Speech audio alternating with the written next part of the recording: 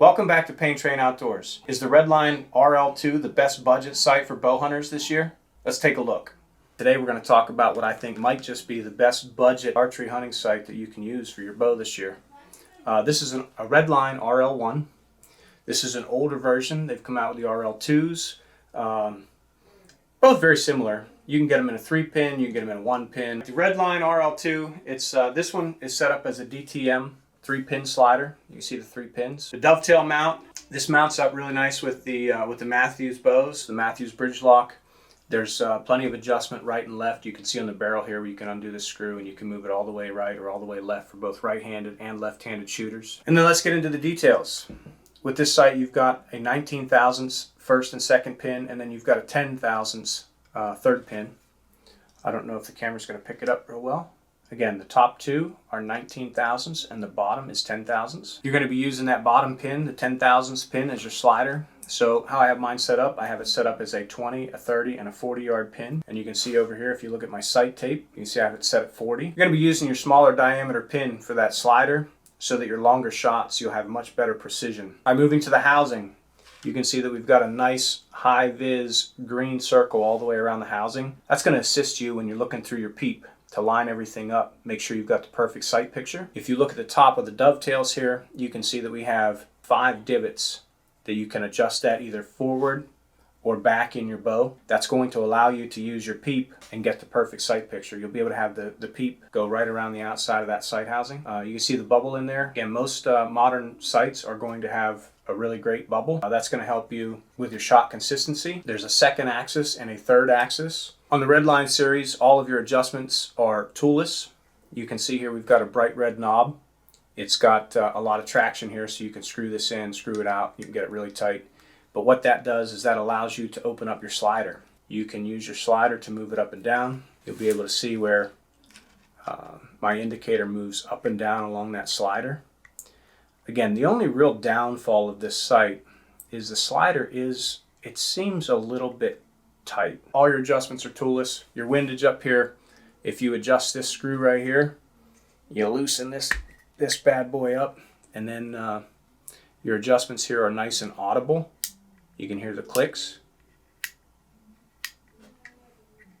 And then you just tighten that back down when you've got it where you need it to be. This sight comes from the factory with 40 different sight tapes in the box. They go from 20 to 100 yards. Doesn't matter what your arrow setup or your draw weight is, you're going to find something that's going to match your bow really close. I shoot a 526 grain arrow. The only challenge I have is that I've got to be really specific with my range finding to make sure that I'm shooting at exactly the right range. I'm only drawing like 58 pounds, so when I'm lobbing arrows, they're like artillery rounds. The sight does come equipped with a rheostat light. It's in a high-vis blue, and you can see how it illuminates really nicely there. But with that blue light, it will illuminate that green tint around the housing to get you a great sight picture. And as far as from a budget perspective, right, we want to talk about price. You can get the carbon fiber version of this in an RL2 as a 3-pin slider for about $219.99. Sometimes they do have them on sale at Redline, and you can pick them up at a lot of different distributors at a better deal. Where I get the most bang for my buck is I'm going to spend a little bit less on a sight and a little bit more setting that sight up specifically for me. And this is what I'm talking about. On the front here, there's a removable lens retainer. So I can take this off. Under here, I've got a removable 4-power lens. Now, the reason I like that so much is because I've had corrective surgery on my eyes. They don't focus really well near to far. And if I'm looking at something close or if I'm using binos and then I go to take a shot, especially in low light, I don't have that almost instant ability to focus. Particular lens is from Downrange Optics. Now, when you set your bow up with this, not only will you need a lens, you're going to need a couple of other things. You're going to need sort of a Podium Peep, but it's got an aperture that screws into it. And inside that aperture, you're also going to have a clarifier just to get your peep sight set up. And this is what the clarifier looks like.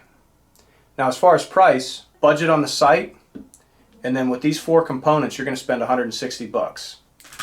The lens itself is going to cost you about $70. Again, if you shop around, there's plenty of other products on the market. I went with the Specialty Archery products just because that's what I had available to me. When you look at your Podium Peep, You can see the price tag still on the back of that. I paid $38 for that. With the insert for the Peep Aperture, again, these come in different sizes. This one's marked at 530 seconds. You have your choice between 130 seconds all the way to 530 seconds. I think 530 seconds for me is just what felt comfortable, how I had my sight set up, and I'm using the fourth divot here. So my sight is fairly far back in the bow. If you want to push your sight out further, you can opt for a smaller aperture in your Peep and you'll be set up just fine. And then the final part of that is the clarifier. And what this does is this takes the combination of your lens and that clarifier and it makes your target nice and crisp. Again, the clarifier and what it does. This one has a slight yellow tint to it, and I paid $41 for that.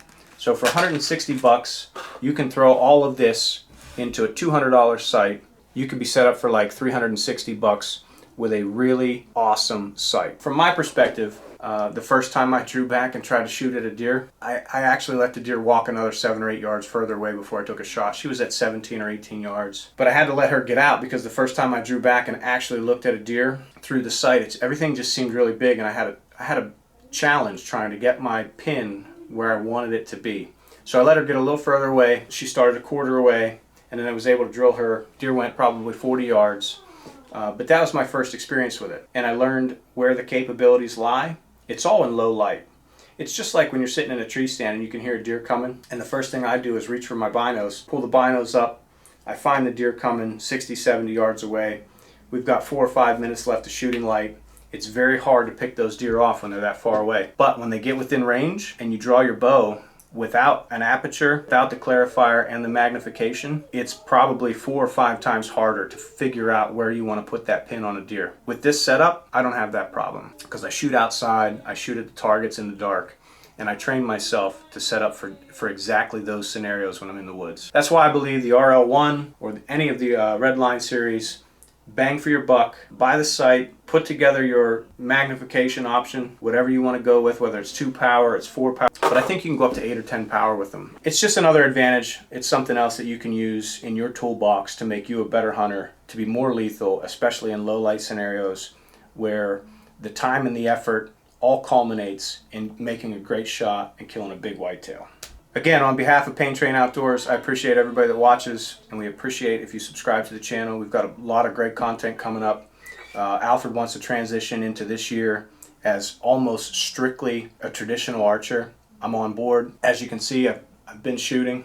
I've got some battle wounds, and we're going to hit it hard this year. Hopefully we can fill some tags with the recurves and bring you guys the content that you really want.